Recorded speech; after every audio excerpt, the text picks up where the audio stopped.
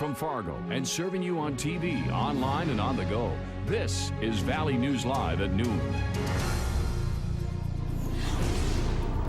New for you at noon, no injuries in a fire at a North Fargo food product supplier.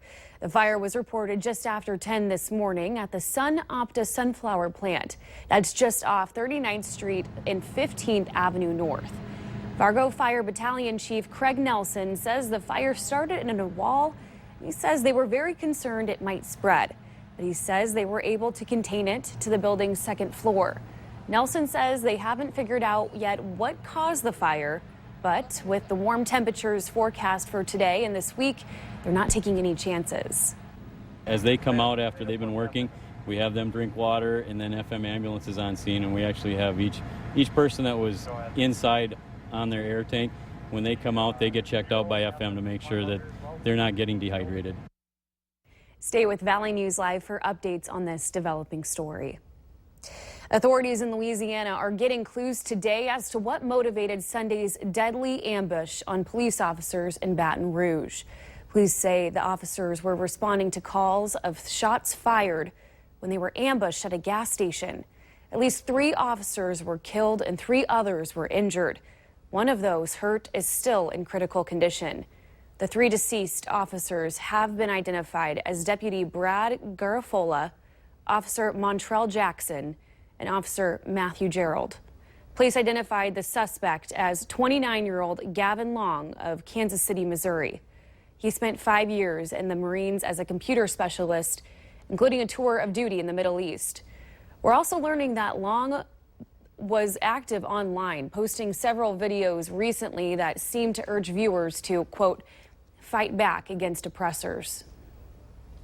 Security is in place for the 2016 Republican National Convention in Cleveland, Ohio. Police officers were patrolling the streets where protesters are demonstrating for different causes. The federal government awarded the city a $50 million grant for security at the National Convention. With the money, the city has brought in an additional 5,500 officers and purchased special protective gear for the 4-day event. Among those preparing to protest in Cleveland, members of the Minneapolis chapter of the NAACP and Black Lives Matter will be in the crowd at the Republican National Convention. Rosemary Nevels and Tracy Mulm are part of a group of 50 traveling to Ohio to voice their opinions on the party's policies. In Minnesota, BLM members want to see changes in police culture. One change they will push for includes police accountability and stricter charges for officers involved in deadly shootings. They need to study the old guard, what they did. There's a lot of literature around that can help them and educate them to move them forward, because we can just get in the streets all day long and say, Black Lives Matter. What do you do after that? In the 60s, we instituted the first breakfast program for children in this country. Neville says they will not stop marching. She says the marches are part of the power behind their demands. The week is already off to a warm start, and it might be time to turn on the AC. Let's check in with meteorologist Robert Hahn. Robert? Yeah, it is a warm one today, only going to get hotter as we head through the next several days. Already in the 80s over parts of the region, including here in the Fargo-Moorhead area at 82 degrees, 81 down in Sisseton. A bit cooler off toward the north, 70 in Langdon, Thief-River Falls, and Roseau, 68 refreshing degrees in Baudette. Winds light, they're going to remain light as we head through the rest of the day, and clouds, not going to see a whole lot of them today, just a few high, thin cirrus clouds passing through from time to time. And underneath what few clouds we do have, no precipitation out there, none anticipated as we head through the rest of the day. As we head through the next couple of days, today hot, tomorrow even hotter, and hotter still as we head through your Wednesday and Thursday. How warm do we get? Well, we'll let you know coming up in just a few minutes. Okay, thanks, Robert. Questions remain after a man jumped into the Red River while Grand Forks police were pursuing him early Sunday morning. Police say they were checking into a call about an assault around 2 a.m. when they were interviewing 26-year-old Jose Ibanez of Crookston, Minnesota, and then he took off running. He ended up jumping off the Sorley Bridge. Rescue crews found him on the riverbank after a 25-minute search. He was taken to Altru Hospital and later died. The investigation is still ongoing. More information is expected to be released later today on that investigation. The Becker County Sheriff's Office is investigating a boat crash that left 4 people injured over the weekend. They responded to a 911 call just after midnight on Sunday, saying a boat ran into the shore and hit trees on Detroit lakes. The driver is identified as 39-year-old Eric Tullius.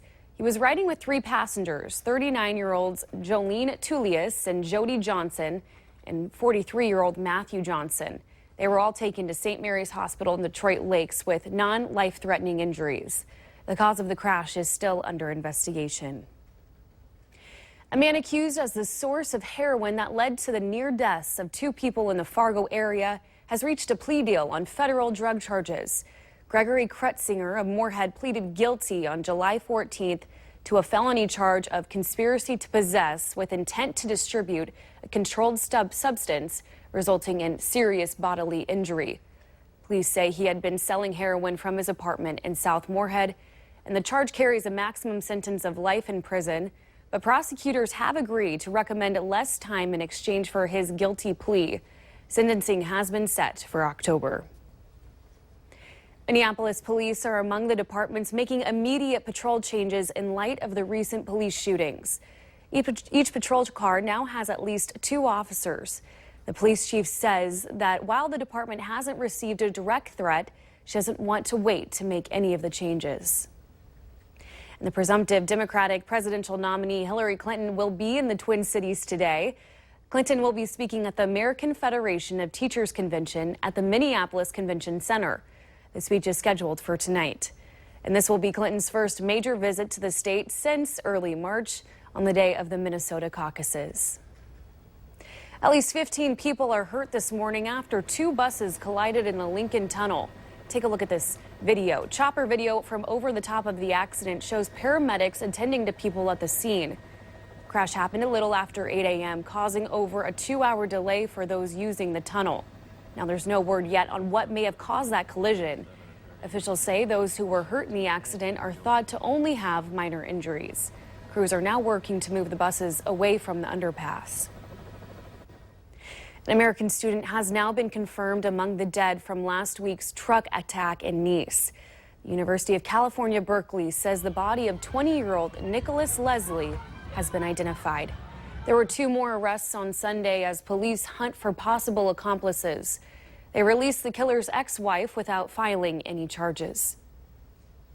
Public safety is becoming an increasingly feared problem as the Pokemon Go craze continues. Ahead on your news at noon, ways drivers are playing the hit mobile game while staying aware of their surroundings. But next, we have weather to plan your week.